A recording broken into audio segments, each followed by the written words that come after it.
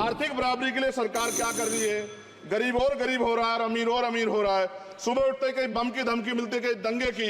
ये अमृत काल है सर, यह धमकी काल है। आर्टिकल 25-26 में संविधान में सभी को धार्मिक आजादी। कहाँ है दलितों की, मुसलमानों की, जैनों की, बुद्धों की, ईसाइयों की? छत्तीसगढ़ में सतनामी समाज को संविधान की अपनी धार्मिक आजादी के आधार पर जो है उनको अपमानित करके जेल में बंद कर दिया।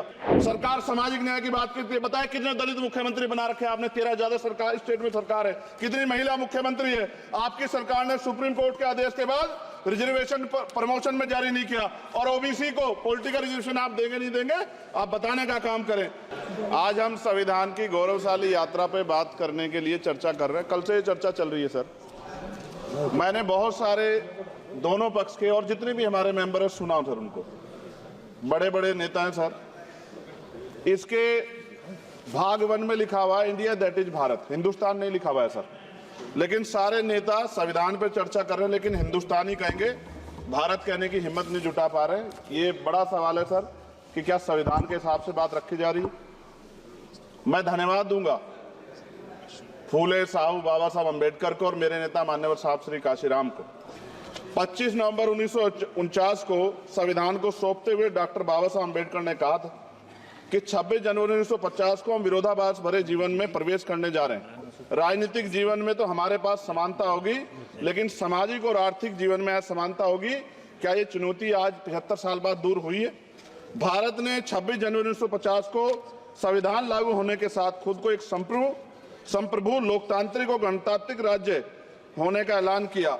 लेकिन सर उस समय संविधान की स्थिति ये थी कि जैसे गांव का कोई आदमी, मैं 50 की बात कर रहा हूं, वो 50 साल पहले शहर में आ जाता और बड़े लोगों की महफिल में चला जाता, उस जहां वो खाना खा रहे हो, और वो टेबल पे नैपकिन को खा के जो है कि कहता कि ये तो फीका, क्योंकि वो जानता नहीं था, वो समझता नहीं था संविधान को, संविधान है क्या। संविधान उसके लिए महज दस्तावेज था।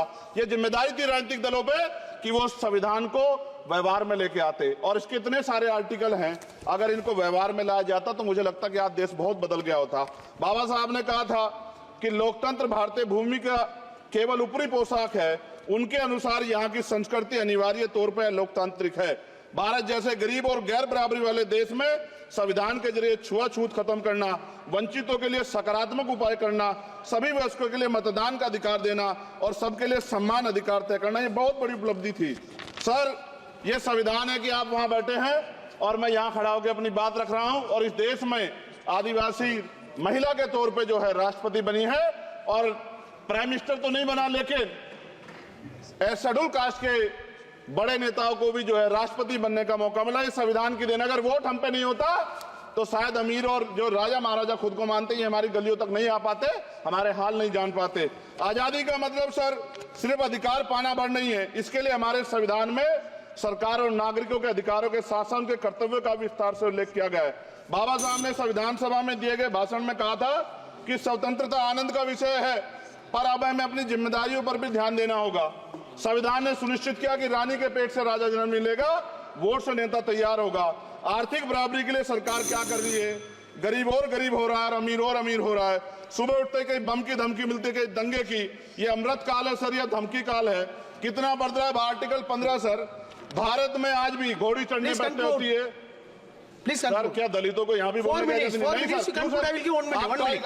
सर? अगर सबको 4 मिनट दे दो, ये भेदभाव नहीं चलेगा दलितों के साथ। Time is 4 minute, don't waste. भाई सर, आप चेक करो, अगर सबको 4 मिनट दिए तो आप मना करो, मैं बंद कर देता हूँ इसको। क्या दलितों को सबसे आखिरी में नंबर मिलेगा और बोलने का मौका मिलेगा?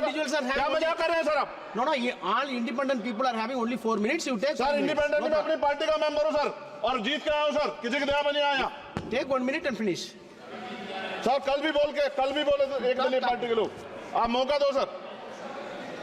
मूछे रखने पर हत्या होती है, महिलाओं पे, छोटे मासूम बच्चों पर रेप हिंसा होती है। एनसीआरबी का डाटा देकर डर लगेगा। यही 1 किलोमीटर में संविधान को जला गया, और महाराष्ट्र के परभनी में अभी भी संविधान को नष्ट किया गया, उसकी कॉपी को। आर्टिकल 25-26 में संविधान में सभी को धार्मिक आजादी। कहाँ है दलितों की, मुसलमानों की, जैनों की, बुद्धों की, ईसाइयों की? छत्तीसगढ़ में सतनामी समाज को संविधान की अपनी धार्मिक आजादी के आधार पर जो है उनको अपमानित करके जेल में बंद कर दिया। संभल, अजमेर, अयोध्या सब इसका उदाहरण है। आज ये सरकार आलोचना डरती है। कितने लोग जेल में बंद है? मिरान हैदर, खालिद सैफी, उमर खालिद, तर खान, सिफा खान, गुलफ्शा फातिमा और आजम खान साहब राजनीतिक विरोध में बंद है। सरकार यहाँ बैठी है, सरकार सामाजिक न्याय की बात करती है। बताए कितने दलित मुख्यमंत्री बना रखे हैं आपने? 13 ज्यादा सरकार स्टेट में सरकार है। कितनी महिला मुख्यमंत्री है? आपकी सरकार ने सुप्रीम कोर्ट के आदेश के बाद रिजर्वेशन प्रमोशन में जारी नहीं किया, और ओबीसी को पॉलिटिकल रिजर्वेशन आप देंगे नहीं देंगे, आप बताने का काम करें। मैं 75 साल की गौरव यात्रा में हम एक सभ्य समाज नहीं बना पाए, इसलिए जाति आधार पर SC ST OBC के बच्चों को प्राइमरी स्कूल से लेकर उच्च संस्थानों में भेदभाव किया जाता है। सरकार निरंकुश हो गई, कोई बुलडोजर से कार्रवाई करता है। कल मंत्री जी ने कहा हमने राष्ट्रीय पिछड़ा वर्ग आयोग बनाया, 69 शिक्षक भर्ती में उसकी सिफारिशों को नहीं माना। EWS के जरिए आपने संविधान पे आरक्षण के प्रावधान पे हमला किया। 1 मिनट में खत्म कर रहा हूं सर। संविधान सर, न्यायपालिका में आर्टिकल 124 ये कहता है सर, ये अधिकार जो है। Sanjay sir, please conclude sir 1 minute में प्लीज कंक्लूड। संविधान में न्यायाधीशों की नियुक्ति का अधिकार राष्ट्रपति के द्वारा होना चाहिए, अभी तक नहीं हो रही है। All India judicial service commission कब बनेगा? क्या चंद परिवार ही सर जज बन सकते हैं? और आज हम सर, मैं सरकार से सवाल पूछना चाहता हूं सर, सेवाओं में SC ST OBC वर्ग का कितना प्रतिनिधित्व है? भारत सरकार के मंत्रालयों के अधीन PSU में बैंकों, बीमा कंपनियों में और स्वस्थायी संस्थानों में आउटसोर्स तथा कॉन्ट्रैक्ट पर वर्तमान कार्यरत कर्मचारियों कुल कितनी संख्या है? आउटसोर्स और कॉन्ट्रैक्ट में कार्यबल SC ST OBC कितना प्रतिशत है? निजी क्षेत्रों में कार्यरत कर्मचारी उनके SC ST OBC की वर्ग लाभ। सर खत्म कर, लास्ट पॉइंट सर, मैं फिर स्पष्ट तौर पर कह रहा हूं सर, यहां बैठे SC और OBC के मेंबर से कह रहा हूं सर, उनको सामाजिक जिम्मेदारी का ध्यान भी रखना चाहिए। पार्टी के प्रति वफादारी के साथ साथ अपने वर्गों के प्रति ईमानदारी भी रखनी चाहिए। ईमानदारी नहीं होगी तो उन वर्गों का भला नहीं हो सकता, और हमें बहुत सरकारों से उम्मीद नहीं है। बहुत बहुत धन्यवाद सर। Thank you.